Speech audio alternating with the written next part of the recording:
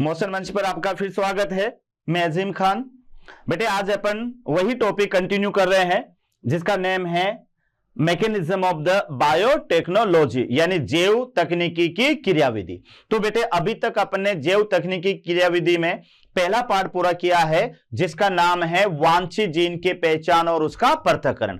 तो आइए आज अपन इसके दूसरे पार्ट से शुरू करते हैं, क्योंकि अब अपन को क्या करना है, पुनर्योजित डीएनए बनाना है। उस डीएनए को होस्ट सेल में प्रवेश करवाना है और होस्ट सेल को फिर कल्चर मीडिया पर रखना है और उसके बाद में वांछित जीन को सीधे अब लक्ष्य कोशिका में ले जाना है। तो यहां पर हमारे पास में इस क्रियाविधि का दूसरा पार्ट अपन शुरू करते हैं और दूसरा पार्ट होगा बेटे हमारे पास में यानी कैपिटल बी। ये याद रखना, दूसरा पार्ट आप यहां पर याद रखेंगे। तो ये दूसरा पार्ट बेटे है हमारे पास में पुनर्योगज डीएनए का निर्माण, यानी फॉर्मेशन ऑफ रिकॉम्बिनेंट डीएनए। तो इसको याद रख लें, formation of recombinant DNA, recombinant DNA. तो ये थोड़ा याद रखना बेटे, बहुत अच्छा टॉपिक है, यानी पुनर्योगज डीएनए का निर्माण। तो पहले मैं आपको डायग्राम से समझा देता हूं बेटे कि पुनर्योगज डीएनए क्या है। तो पुनर्योगज डीएनए दो डीएनए का मिश्रण होता है। एक डीएनए तो बेटे वांछित जीन के रूप में अपन लेंगे जिसको डी डीएनए कहेंगे, और एक डीएनए को अपन वाहक के रूप में लेंगे जिसे अपन वी डीएनए कहेंगे। फिर इन दोनों डीएनए की क्रिया समान रेस्ट्रिक्शन एंडोन्यूक्लियेज एंजाइम से करवाएंगे। तो हम क्या देखेंगे कि ये जो रेस्ट्रिक्शन एंडोन्यूक्लियेज एंजाइम है ये दोनों डीएनए को इस तरह से तोड़ेगा कि इसके दोनों सिरे एक दूसरे के पूरक आए। तो इन पूरक सिरों को पॉलियोड्रिक जो है सीक्वेंस भी कहेंगे या फिर इन्हें स्टिकी एंड भी कहेंगे। अब ये जो पूरक सिरों वाले डीएनए जो हमें यहां से मिले हैं तो बेटे इनकी क्रिया डीएनए लाइगेज से करवाएंगे, तो ये इन्हें जोड़ देगा और जोड़ने के साथ एक वर्ताकार डीएनए यहां पर मिलेगा जिसे अपन रिकॉम्बिनेंट डीएनए या पुनर्योगज डीएनए कहते हैं। तो आइए देखते हैं ये किस तरह से बनता है। तो बेटे यहां पर अपन लेते हैं दो डीएनए लेते हैं, है ना, यहां पर अपन लेते हैं दो डीएनए। तो एक डीएनए तो ये मैं यहां पर ले रहा हूं बेटे, यानी यहां पर ये डीएनए है, ये डीएनए है और इस तरह से ये अपन यहां पर ले लेते हैं, इसका सीक्वेंस है और ये इसका सीक्वेंस है, क्लियर। और यहां अपन लेते हैं तो ये तो कौन सा डीएनए ले लें अपन, डी डीएनए, यानी ये तो डिजायर जीन है और डी डीएनए है। दूसरा डीएनए बेटे अपन यहां पर लेते हैं और ये डीएनए अपन यहां पर लेते हैं, तो ये डीएनए ले लेते हैं। तो ये दूसरा डीएनए मेरे पास में है, ये डीएनए है, ये यहां पर ये डीएनए है और इधर भी यहां पर ये कैपिटल टी और इसका पूरक है ये कैपिटल है। ओके, अब अपन क्या करें बच्चों, यानी इस डीएनए की जो क्रिया है, इस डीएनए की जो क्रिया है वो अपन करवा देते हैं सेम रेस्ट्रिक्शन एंडोन्यूक्लियेज से, सेम आर ई और ई, यानी जैसे ई को आर फर्स्ट तो ई को आर फर्स्ट ही होगा या फिर H I N D third होगा तो वही होगा, यानी सेम रेस्ट्रिक्शन। अब इसने क्या किया, इसने बेटे इसको यहां से लेके इधर तोड़ा, है ना, और इसने यहां से लेके और इसको यहां से तोड़ा, यानी ये अलग निकाल दिया और इसमें से ये यहां पर अलग निकाल दिया, यानी इसको इस तरह से यहां से तोड़ा कि इसमें ये वाला पार्ट जो है अलग चला गया। यहां पर आप देखिएगा, ये देखिएगा, यानी यहां से ये वाला पार्ट तो ये तो इधर निकल जाएगा बच्चों और ये पार्ट जो है इधर निकल जाएगा। अब आप देखो यहां हमें क्या मिलता है, यहां पर हमें मिलता है बच्चों, यानी ये डीएनए इस तरह से टूटा,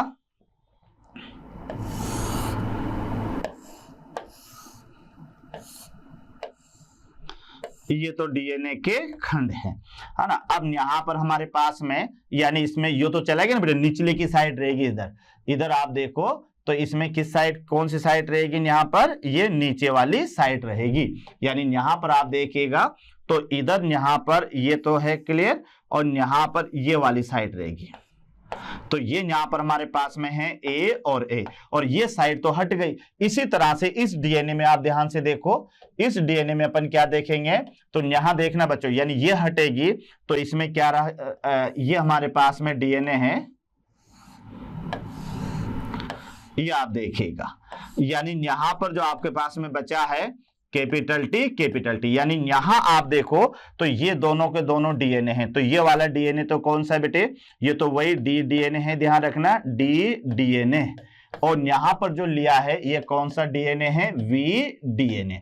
यहां तक क्लियर, और ये भी वी डीएनए। तो आप देखो ये यहां पर हमें क्या मिल गए, तो ये जो एंड है, ये एंड है बच्चों स्टिकी एंड, है ना, ये एक दूसरे के पूरक वाले जो सिरे हैं ये है स्टिकी एंड। तो ये इस डीएनए का स्टिकी एंड ये है और इस डीएनए का स्टिकी एंड, और दोनों एक दूसरे के पूरक होते हैं जिन्हें पॉलीएंड्रिक सीक्वेंस भी कहा जाता है।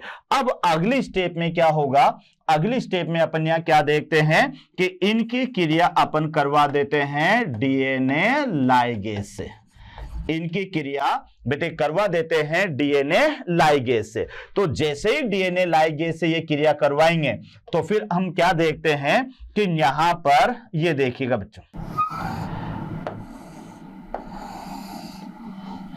यानी यहां पर ये वाला डीएनए तो है हमारे पास में, ये वाला डीएनए ये तो है बेटे ए और ए, क्लियर। अब इसमें अपन यहां पर इसको जोड़ देते हैं, यहां पर इसे जोड़ देते हैं। तो आप देखो ये यहां से मैंने इसको जोड़ दिया,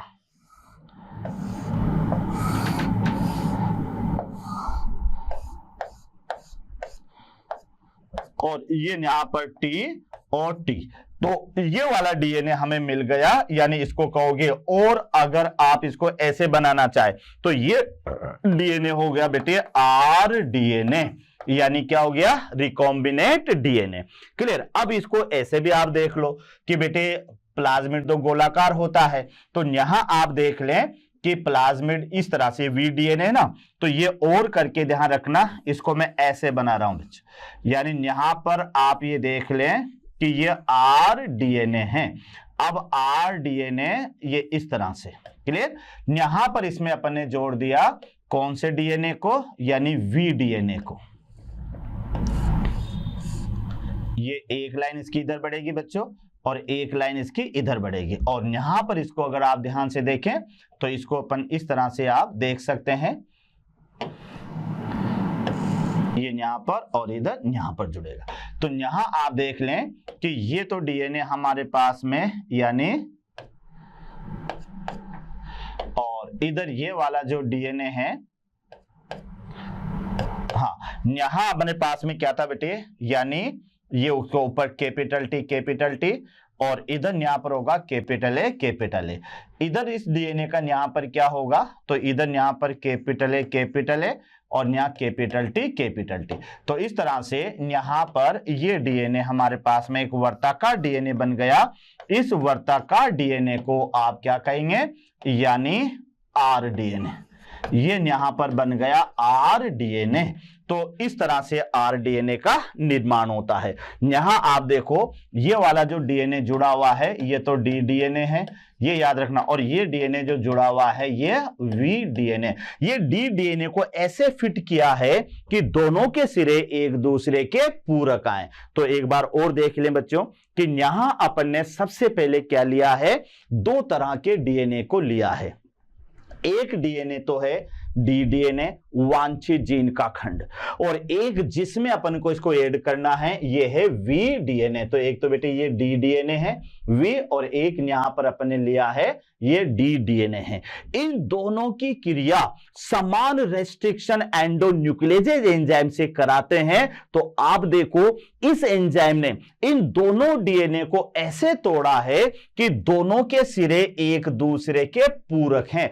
आपको याद है ना, ए हमेशा टी से जुड़ता है और टी हमेशा ए से जुड़ता है। तो दोनों डीएनए के जो सिरे हैं बेटे वो एक दूसरे के पूरक हैं। अब इन पूरक सिरों वाले डीएनए को अपन किससे क्रिया करवाते थे? डीएनए लाइगेज से। तो जैसे डीएनए लाइगेज से बेटे क्रिया करवाते हैं तो ये पूरक सिरे देखो कि इसको ऐसे कैसे खिसकाते लाओ, तो ऐसे कैसे जब लाओगे तो ये ऐसे फिट हो जाएंगे बेटे कि ये टी हमेशा ए के सामने आएगा और दूसरा टी भी ए के सामने आएगा। तो फिर एक डीएनए बनेगा, दो डीएनए से मिलकर उस डीएनए को कहोगे आर डीएनए। लेकिन ये तो मैंने खंडों के आधार पर बताया, लेकिन बेटे वी डीएनए जो होता है यह हमेशा गोलाकार होता है इस तरह से। ये वी डीएनए जो होता है यह ऐसे होता है, ये ध्यान रखना, ये वी डीएनए है, वी डीएनए, क्योंकि वी डीएनए बेटे प्रोकैरियोटिक सेल से लिया जाता है और प्रोकैरियोटिक सेल का जो डीएनए होता है वो वर्ताकार होता है। तो ये वर्ताकार डीएनए को ये एंजाइम ऐसे काटता है और ये डीएनए का खंड इसमें ऐसे बेटे जो है फिक्स होता है। तो यहां पर आप देखो आर डीएनए को रेखीय नहीं होता, आर डीएनए कैसा होता है? वर्ताकार होता है। तो यहां पर ये वी डीएनए और डी डीएनए मिलकर एक कॉमन डीएनए बनाते हैं जिसे आर डीएनए कहते हैं। तो आइए इसमें किस तरह से पॉइंट अपन लिखेंगे बेटे। तो हमारा टॉपिक है पुनर्योगज डीएनए का निर्माण। तो पुनर्योगज डीएनए के निर्माण की पहले स्टेप आपको याद रखना है डी डीएनए तथा वी डीएनए, यानी यहां पर आपको याद रखना है इसमें दो तरह के डीएनए का कॉम्बिनेशन लिया जाएगा। यानी यहां आपको याद रखना है डी डीएनए जिसको अपन क्या कहेंगे? डिजायर जीन या वांछित जीन। तो डी डीएनए तथा क्या लेंगे बच्चों इसके साथ में? तथा वी डीएनए। वी डीएनए याद रखना, वी का माने क्या है? व्हीकल या वेक्टर। तो बेटे डी डीएनए तथा वी डीएनए की क्रिया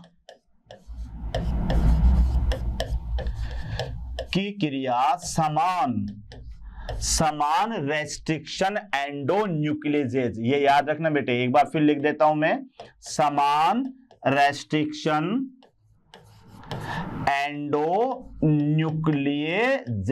एंजाइम, न्यूक्लियेजेज एंजाइम, यानी इसको आर ई और ईज कहते हैं अपन। तो अपन ने क्या लिखेंगे कि वी डीएनए तथा डी डीएनए की क्रिया समान रेस्ट्रिक्शन एंजाइम से कराते हैं। ध्यान रखना, समान रेस्ट्रिक्शन एंजाइम से कराते हैं।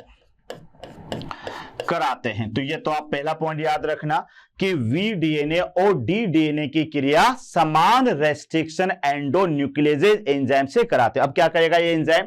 ये जो एंजाइम है ये दोनों डीएनए को ऐसे तोड़ेगा कि दोनों के सिरे एक दूसरे के पूरक हों। तो फिर याद रखना बेटे, दूसरा पॉइंट आपको याद रखना है, यानी यह एंजाइम दोनों डीएनए को, ये याद रखना, दोनों डीएनए को पूरक सिरों के रूप में तोड़ता है,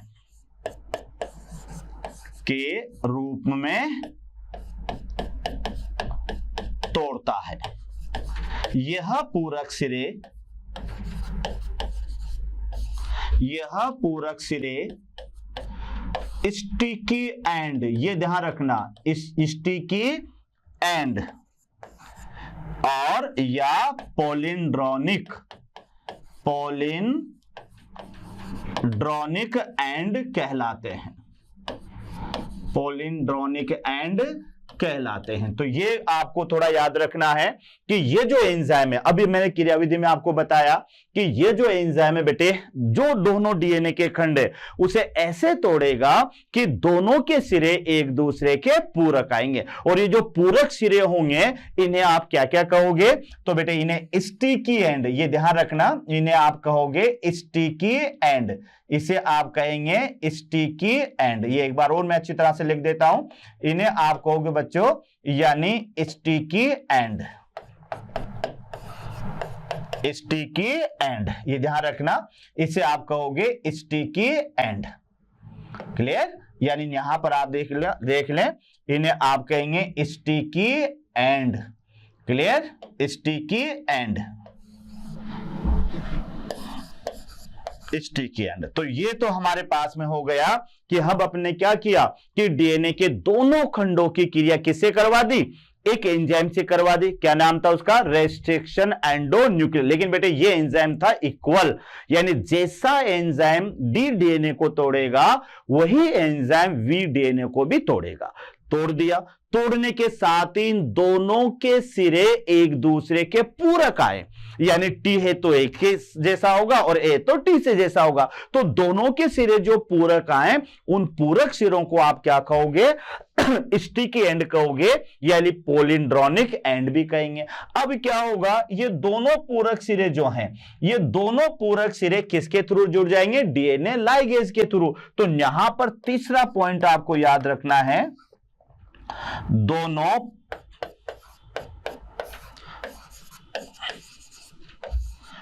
पूरक सिरे वाले डीएनए, सिरे वाले डीएनए, याद रखना दोनों पूरक सिरे वाले, यानी बेटे डी डीएनए और वी डीएनए दोनों पूरक सिरे वाले डीएनए लाइगेज एंजाइम की उपस्थिति में, ये ध्यान रखना बेटे, लाइगेज एंजाइम जिसको डीएनए लाइगेज कहोगे, दोनों पूरक सिरों वाले डीएनए लाइगेज एंजाइम की उपस्थिति में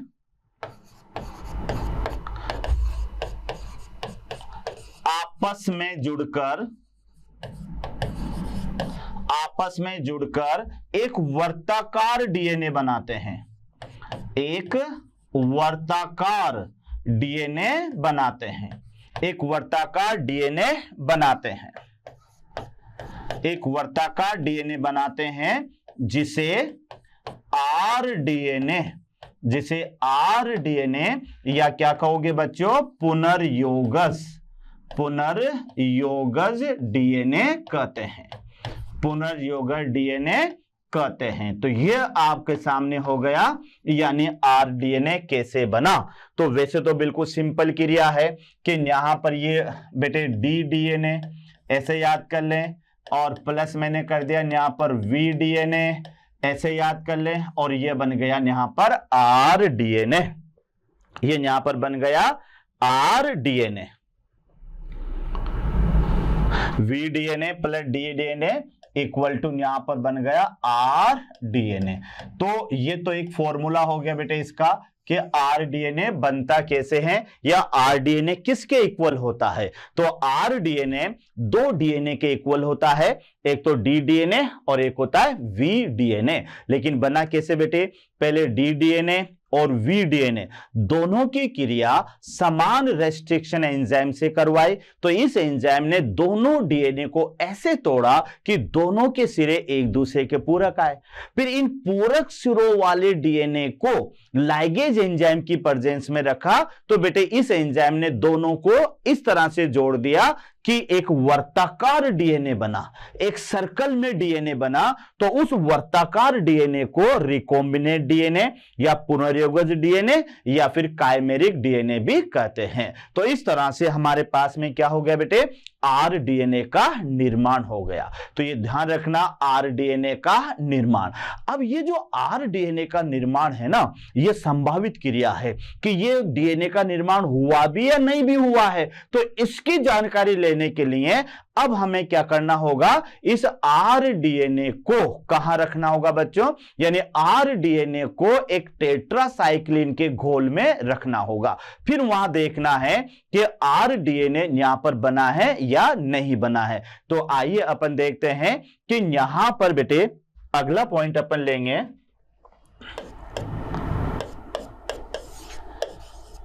आरडीएनए का बनना। ये बहुत अच्छा पॉइंट है बेटे, आरडीएनए का बनना एक संभावित क्रिया है।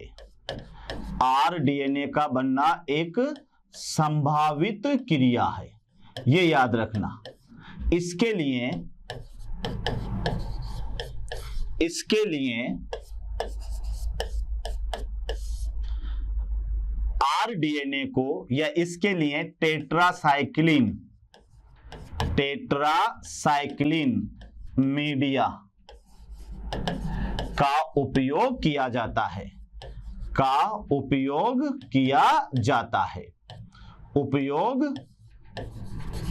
किया जाता है। तो यहां आप देखिएगा कि इसके लिए अपन किसका उपयोग करेंगे, टेट्रासाइक्लिन मीडिया का उपयोग करेंगे। अब देखते हैं कि आरडीएनए बनता भी है या नहीं बनता है।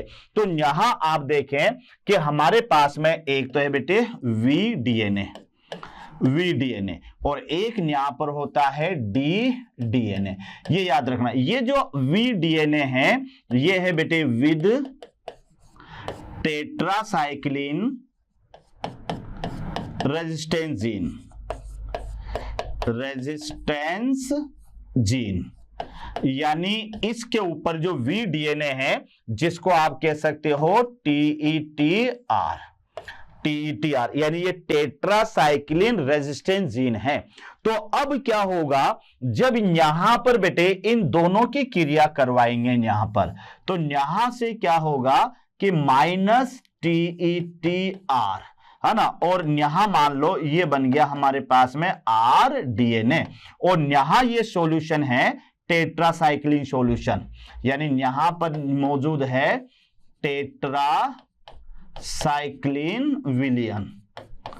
टेट्रासाइक्लिन सॉल्यूशन या मीडिया है।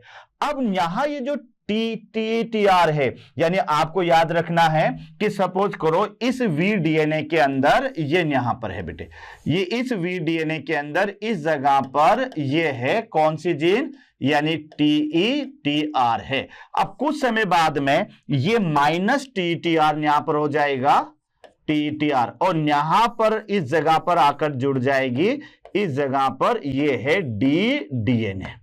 तो ये आपको याद रखना है कि बेटे जो डीडीएनए अगर जुड़ेगा ना तो वह किस जीन को रिप्लेस करेगा, टेट्रासाइक्लिन रेजिस्टेंस जीन को हटाएगा और उसकी जगह पर जुड़ेगा। अब अपन ने यहां पर ये मान लो जुड़ा या नहीं जुड़ा, अभी अपन यहां नहीं कह सकते, तो इसको अपन हटा देते हैं, ये टेट्रासाइक्लिन जीन को यहां हटा देते हैं, और ये मीडिया अपन ने यहां पर ले लिया, इसको भी मैं थोड़ा सा इधर लिख देता हूं, ये यहां पर हमारे पास में है टेट्रासाइक्लिन सॉल्यूशन, टेट्रासाइक्लिन